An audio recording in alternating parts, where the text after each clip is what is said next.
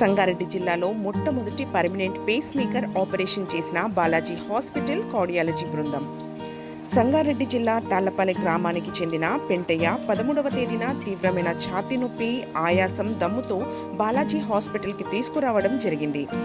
బాలాజీ హాస్పిటల్లోని international cardiologist doctor Mahesh పేషెంట్కి అన్ని రకాల వైద్య పరీక్షలు నిర్వహించి యాంజియోగ్రామ్ చేసుకోవాలని సూచించారు.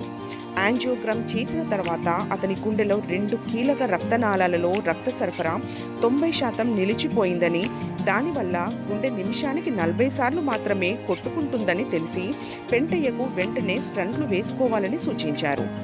వీరి చికిత్స నిమిత్తం ఆరోగ్యశ్రీలో స్టంట్లు వేసి గుండెకి సక్రమంగా రక్త ప్రసారం జరిగేలా చేసి పర్మనెంట్ పేస్ మేకర్ని ఛాతీలో అమర్చడం జరిగింది. అతని గుండె హార్ట్ రేట్ నిమిషానికి 82 సార్లు కొట్టుకునేలాగా డాక్టర్ బృందం చేశారు. ఈ చికిత్స మొత్తం రాజీవ్ ఆరోగ్యశ్రీ పథకం ద్వారా నిర్వహించామని, రాజీవ్ ఆరోగ్యశ్రీ పథకంతో ఎందరికో మేలు జరుగుతుందని అన్నారు.